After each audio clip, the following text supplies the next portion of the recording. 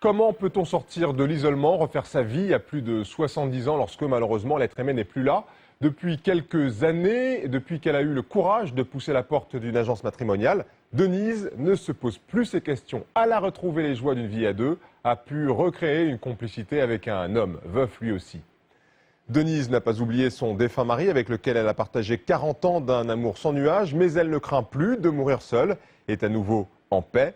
Preuve qu'une belle histoire est toujours possible. Écoutez ce joli témoignage, le printemps de Denise, dans le portrait de la semaine par Thierry de Mézières. Elle s'appelle Denise, elle a 80 ans, un peu poète à ses heures perdues. Son nouveau compagnon en a 76 et la régale de ses talents de cuistot. Denise, sans enfant, a cru ne jamais se remettre de la mort de son mari. Alors un jour, aussi traqueuse que si elle allait à un bal de débutante, elle a osé franchir la porte d'une agence matrimoniale, elle qui aimait tant son mari. 40 ans de mariage, on vivait en osmose, on avait les mêmes idées, on jouait aux échecs, on partageait un tas de choses, les écrits, on chantait. Quand on partait en vacances, on chantait tout le long. C'était merveilleux. Et sa disparition a été un gros choc dans ma vie. Vous aviez quel âge? 68 ans. Et là, vous avez commencé des années de longue solitude? Ah oui, 3 ans de très longue solitude et un très très gros chagrin. À tel point que, vous voyez, sur les fauteuils, il y a des petits napperons. Et quand je sentais son odeur, je suis restée au moins 1 an sans vouloir laver ça. Je me prenais cette odeur-là, c'était lui. Le traversin, c'était lui. Vous avez beaucoup souffert de la solitude? Ah oui. Pendant 3 ans, je peux dire que j'ai été écorchée vive. Et au moment des fêtes, à Noël, au jour de l'an, quand je regardais la télévision, Patrick Poivre d'Arvor, à un moment donné, a dit... Je pense aux personnes seules, qui sont toutes seules, qui sont tristes. Alors là, j'ai éclaté en sanglots.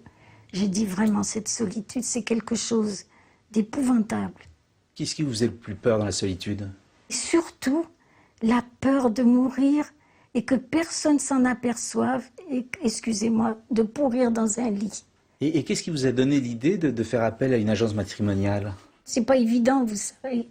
Je trouve que c'est même très stressant, parce que quand on a plus 20 ans, quand même, vous savez, on est plus réfléchi, on est moins parfait que quand on a même point de vue corporel, on est plus âgé. Et puis finalement, je crois que je n'ai pas à le regretter. Et le monsieur est arrivé? Et le monsieur est arrivé. Avec un bouquet de fleurs, je crois? Avec un beau bouquet de fleurs, cravaté, très élégant. Et puis il m'a dit... Vous permettez, moi je crois que le courant passe par les mains. Vous voulez me donner vos mains? Alors je lui ai donné mes mains et j'ai senti comme une chaleur qui pénétrait. Et puis il m'a dit, mais il faut que je sois honnête avec vous. Vous savez, j'ai été opérée du cœur. Alors ça m'a fait quelque chose, parce qu'il avait eu la même opération que mon époux. Et puis il m'a appris que sa compagne était décédée la même année que mon mari. Et puis tout est parti de là. L'histoire a commencé. Et l'histoire a commencé. Qu'est-ce que vous pourriez dire aux personnes âgées qui sont seules chez elles et qui n'ont pas votre courage de tenter l'aventure, de rencontrer quelqu'un? Ah, il faut faire le pas. Ça n'empêche pas de penser aux anciens, à ceux qui ne sont plus. Il faut franchir le pas. Il est dur à franchir ce pas? Oui, il est très dur. Et moi, j'ai eu très peur et j'étais très fébrile quand je l'attendais. Quand il est venu la première fois, je disais... Comment ça va se passer? Comment tu vas réagir? Et il est très très gentil sur certains côtés. Par exemple, c'est lui, tous les ans, qui nettoie le caveau de mon époux. Et il lui parle. Il lui dit quoi? Il lui dit, ah, tu sais, tu as dû t'en voir avec elle, hein, parce qu'elle a un caractère, alors que c'est lui qui est breton, qui a un caractère bien trempé. Alors j'adore ça. Et vous vivez ensemble? Non, on se voit au week-end. Vous avez essayé de vivre ensemble? Oui, mais c'était pas facile. Trop d'habitude, c'est ça? Trop d'habitudes, il avait ses habitudes, il avait tout, moi j'avais les miennes. Comment vous expliquer? Il est content de me voir, mais il ne faut pas trop l'embarrasser. Et quand on a des habitudes comme ça, vous de votre côté, lui de son côté, c'est pas compliqué d'un seul coup de se retrouver? Il faut faire des petits compromis. Hein? Moi je suis très maniaque. Lui, il est très élégant, très propre sur lui. La cuisine, c'est sensationnel, mais il est pagaille. Il va prendre une chemise, il va la mettre n'importe où. Il n'a pas d'ordre. Vous rouspétez? Et oui, je rouspète. Il me dit, si tu n'es pas contente, tu vas chez toi. Qu'est-ce que vous répondez? Je dis, il ne faut pas le dire 2 fois parce que je m'en vais. Il y a déjà eu des ruptures, des fâcheries? Oui, mais ça ne dure pas. Il est rigolo parce qu'il ne s'excuse jamais. Il fait excuser le chien.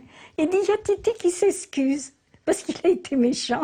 Le premier jour qu'il m'a connu, il m'avait dit, moi, je ne dis jamais je t'aime. Faudra pas vous attendre à ce que je vous dise je t'aime. Et un jour, il m'avait ramené chez lui. Et puis, il était en train de barboter dans la cuisine. Je ne sais plus ce qu'il faisait. Puis, tout d'un coup, j'ai été stupéfaite.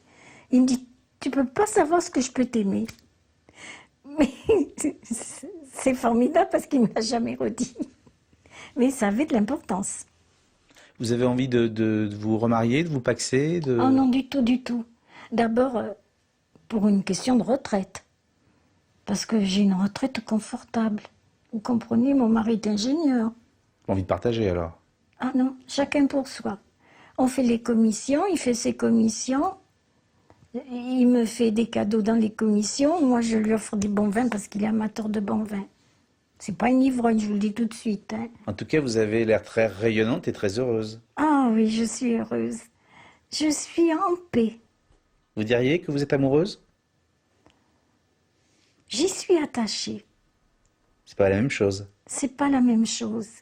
Mais quand même, c'est de l'amour quand même. C'est la fin de ce 7 à 8. Merci de votre fidélité. À suivre Julien Arnaud pour le journal. Bonne soirée sur TF1.